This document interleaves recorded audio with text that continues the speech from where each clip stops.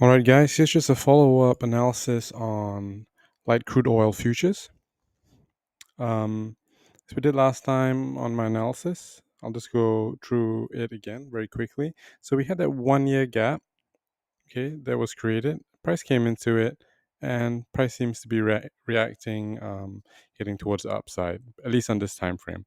Okay, based on this entire range, we're still at a premium, but keep in mind this the futures contracts that during COVID, the barrels went to almost like minus $40. So they're basically paying people to take away the barrels because they had so many, right? So we had this 1 year gap here with a 1 year CB overlap inside here as well, this entire range. For more information, we're going down to the 6 months. Okay, we see this breaker up here. Price comes into it, expands, and now on a higher time frame market structure with actual bodies, we come into it again. Okay, let's go straight down to the 2 month. So what do we see?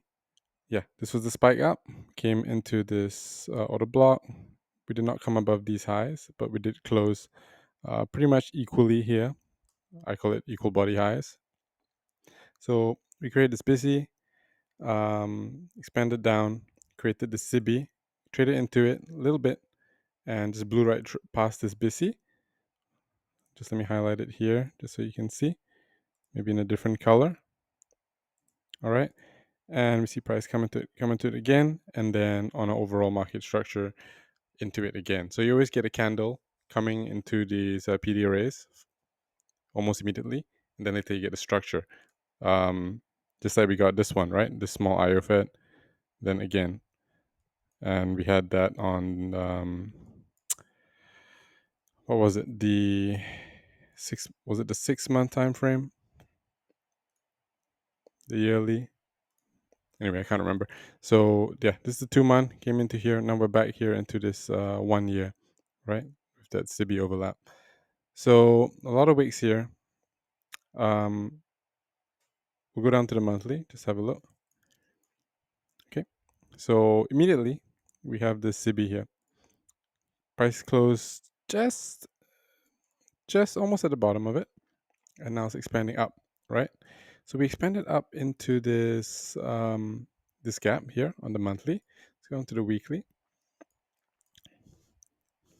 So I want to see us create a fair value gap higher, and then I'd be keen to take a trade, maybe even to new highs. Yeah, probably targeting new highs. If we can create a weekly gap, then I can at least target here as well. So I want to see price. We have one small one in here. I want to see it expand, so we can come back into it over here and potentially use this monthly gap here as support. So we did come into this CB here. Let's highlight it again in a different color. This BC disrespected, and now it's a CB. So I'm keen to see how the next month starts to trade. Do we trade higher or do we trade lower? We do have these equal lows here, trendline liquidity, buy side liquidity. So we may come down before potentially going up, or we may come um, down before going even further. But how low can we go? I think oil prices will likely be rising along with the US dollar.